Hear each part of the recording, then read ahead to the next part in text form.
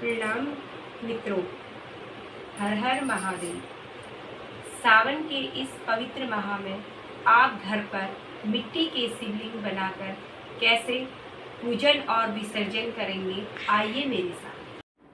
किसी भी कार्य का शुभारंभ करने के लिए दोस्तों सबसे पहले हम गणेश जी का आह्वान करते हैं और गणेश जी को मनाते हैं। तो मैंने भी यहाँ पे पान के पत्ते में ओम श्री गणेशाय नमः लिख के स्टार्ट किया है।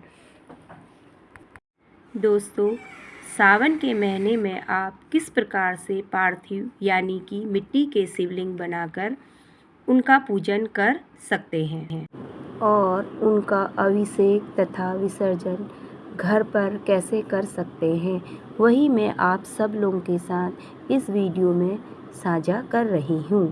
दोस्तों, पार्थिव शिवलिंग की पूजा का विधान हमारे शास्त्रों में बहुत ही ज़्यादा बताया गया है। पार्वती माता ने भी मिट्टी के शिवलिंग बनाकर पार्थिव शिवलिंग की ही पूजा करके भोलेनाथ को प्रसन्न किया था। तो आइए अब हम यहाँ पर पार्थिव शिवलिंग बनाने की तैयारी करते हैं। बनाने के लिए हम पात्र पे एक पत्ता रख देंगे बेलपत्री का और इसकी टहनी को हम तोड़ देंगे। देखिए, आप एक पात्र लें कोई सा भी, उसके बाद उसमें बेलपत्री रखें और बेलपत्री की जो टहनी है उसे की ओर हम जलहरी बनाएंगे और उसके बाद मैंने एक कटोरी ली है। कटोरी में के ऊपर ही हम शिवलिंग को विराजमान करेंगे। शिवलिंग को थोड़ा सा उठा हुआ बनाएंगे ताकि जो जल है वो इकट्ठा ना हो सके और जल इस पे बह जाए। शिवलिंग का पार्थिव बनाने के लिए दोस्तों आप मिट्टी को किसी भी गमले से या पार्क से ले सकते हैं, बस तुलसी के नीचे से मिट्टी नहीं लेनी चाहिए। दोस्तों, मैंने इस गमले में बेलपत्री लगाई है तो मैं इसी बेलपत्री के नीचे से शिवलिंग के लिए मिट्टी लेके जाती हूँ और मिट्टी इसी से मैं तैयार करूँगी और मिट्टी के अंदर थोड़ा सा गंगा जल मिला लेंगे ताकि इसको हम शुद्ध कर लें। वैसे आप कोई भी मिट्टी ले सकते हैं। यहाँ पे मैं मिट्टी को गंगा जल से शुद्ध कर लूँगी और छोटे से ही शिवलिंग बनाऊँगी। पहले उसको मैं गोल आकार दूँगी। बहुत ही इजी तरीके से बन जाते हैं। आप चाहे तो सावन के पूरे महीने इनका अभिषेक कर सकते हैं, लेकिन जो पार्थिव शिवलिंग बनाए जाते हैं उन्हें ज़्यादा समय के लिए नहीं रखा जाता है। हमें अभिषेक करने के बाद जल्दी से जल्दी विसर्जन कर देना चाहिए। ये बात हमें ध्यान में रखनी चाहिए और इस तरीके से हम देखें जब भी हम पूजन करें तो शिवलिंग की जो जलहरी का मुख है वो हमें उत्तर दिशा की ओर रखना है। यहाँ पर बीच में हम थोड़ा सा गड्ढा कर देंगे, उसके अंदर हम शिवलिंग को विराजमान कर देंगे। तो देखिए ना, कितने कम समय में हमारे शिवलिंग हो गए हैं तैयार। तो अब हम इनको करते हैं यहाँ पर विराजमान। ये जो पूजन है आप सुबह सवेरे स्नान आदि करके करें और अगर आपको सुबह के समय नहीं मिल पा रहा है तो शाम को प्रदोष काल में भी आप ये पूजन कर सकते हैं।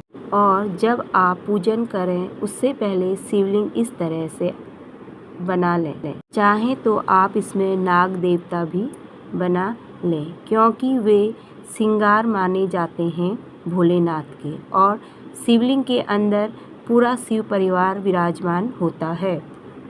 यहाँ पर हम सर्वप्रथम गंगा जल और जल से अभिषेक करेंगे। शिव जी को अभिषेक बहुत ही प्रिय है। बहुत ही आराम से करें ताकि हमारा शिवलिंग खंडित ना हो और साथ में ओम नमः शिवाय का जाप भी करेंगे। फिर कच्चे दूध से या आप चाहे तो पंचामृत से भी अभिषेक कर सकते हैं और उसके बाद फिर से शुद्ध जल से स्नान कराएंगे। कटोरी के ऊपर शिवलिंग रखने से जल सीधे नीचे जा रहा है, इससे हमारे शिवलिंग खंडित नहीं होंगे।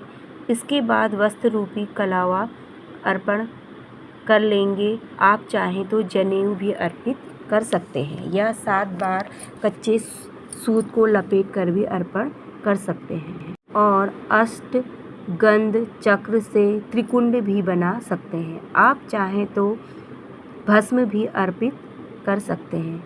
भोलेनाथ को अच्छे से श्रृंगार करेंगे और इस तरीके से जो शिवलिंग के अंदर जो शिव परिवार उपस्थित है, गणेश, कार्तिकेय और माता पार्वती, अशोक सुंदरी, उन सभी को हम टीका अक्षत अर्पित करेंगे। बेलपत्र हम किस प्रकार से अर्पित करें, उसकी चिकनी साइड से हमें अर्पित करना होता है। उसके ऊपर चाहें तो आप अक्षत गंध लगा लें या ओम नमः शिवाय लिखें या जय श्री राम भी आप लिख सकते हैं। इस तरह से हमें अर्पित करना चाहिए और इसकी डंडी को जलहरी की तरफ होनी चाहिए। इसके बाद मदार यानी कि आंकड़े के सफ़ेद पुष्प आपको मिल जाए तो बहुत ही विशेष होते हैं।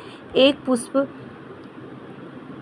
अर्पित करने का अर्थ होता है आपने हजारों पुष्प अर्पित कर दिए हैं। भोलेनाथ को हो सके तो आप मदार के पुष्प अवश्य अर्पित करें। इसके अलावा आप अन्य पुष्प भी अर्पित कर सकते हैं। इसके अलावा भोलेनाथ की जो भी प्रिय चीज़ें हैं वे हम उन्हें अर्पित कर सकते हैं, जैसे भोलेनाथ को भांग, धतूरा, अकुआ का पुष्प, सफ़ेद पुष्प, बेल पत्री, मौसमी फल, जो भी भोलेनाथ को प्रिय हैं हम उन्हें अर्पित कर सकते हैं। यहाँ पर हम धूप दीप प्रज्वलित करके आरती करेंगे और धूप दिखाएंगे। नैवेद्य में जो भी ऋतुफल हमारे पास हैं, कुछ मीठा और भोग के रूप में जो भी अर्पण कर सकते हैं वे यहाँ पर हम भोलेनाथ को अर्पण करेंगे।